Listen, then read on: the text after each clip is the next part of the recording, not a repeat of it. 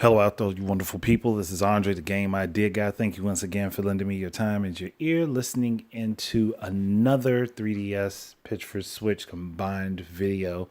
And this time I'm going to be talking about Infectonator Survivors.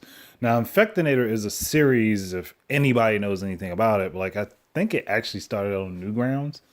But this, as the series grew and got bigger, it did get ported over. I know it's on Steam. I know several of the games are on Steam. But the main focus of the Infectonator series proper is to infect the world with different viruses and try to kill off the population, if I remember correctly. I could be wrong, but I believe that's what it is. But in Infectonator Survivors, you're actually playing as different characters who are surviving through an outbreak. And I think in this one in particular, you're trying to escape a city in order to survive it being nuked. I think the game gives you 3 weeks in game time. I might be wrong.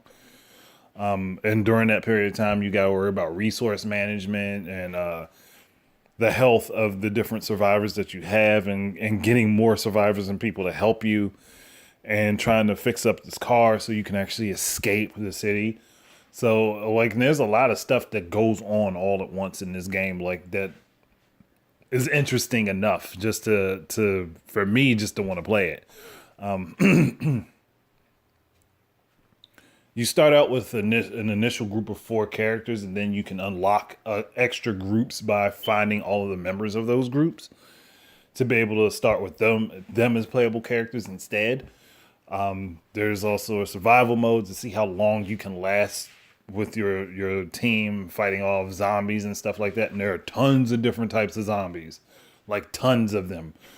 So you have variety on the type of stuff that you get to miraculously kill. But the game is this is one of those games I got down, started playing it, and I got lost in it for several hours. So it's one of those things where you can get drawn into it pretty easily once you get the hang of how everything is run, the controls and stuff like that. At least on PC, it's rather simple. You're just pointing and clicking. It wouldn't work that way for obviously wouldn't work that way particularly for the 3DS and the Switch, though you could make the argument that for the Switch, if you were to use the pointer, you could do something like that, but you don't necessarily have to. So for the Switch version of the game, I can see it working. Switch and 3DS, I can see it working where you just use shoulder buttons to swap between the characters and be able to move them around in groups and stuff like that. When you have them out on missions or searching and stuff like that, when they're searching for survivors or resources and things like that. I guess, and also for the 3DS version of the game, you can just have all of the characters statuses down on the bottom screen. So whoever you have highlighted is whoever you have is the character that you are focused on at that point in time.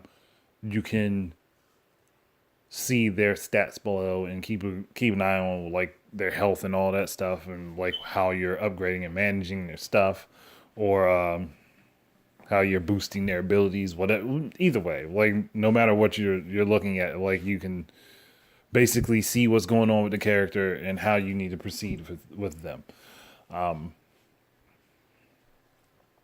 And Switch version basically just keeps the same controls as 3DS version, just doesn't have the touchscreen. And it doesn't have the second screen to monitor your character's health and stuff. But if you're switching between characters, you'll likely see all that stuff anyway, because that's how the game is set up in the first place. So it doesn't really matter, per se, that you keep that on a bottom screen or whatever. Gosh, I almost yawned there. I was fighting it. Fighting that one off.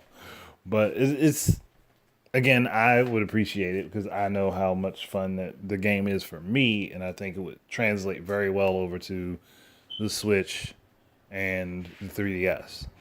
And I could see a lot of other people enjoying it just as much as I do if it gets put on both of those platforms.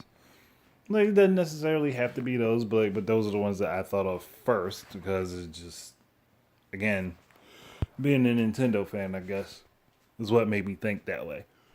But I honestly, like, I enjoy it, and I know a lot of other people would enjoy it, and this would be a good way to get it promoted on consoles and let people experience it and get to play it and have fun with it. But that's it. Thank you guys very much for listening. Keep your eyes and ears up for more stuff from me. And until the next time, please enjoy your games and peace out.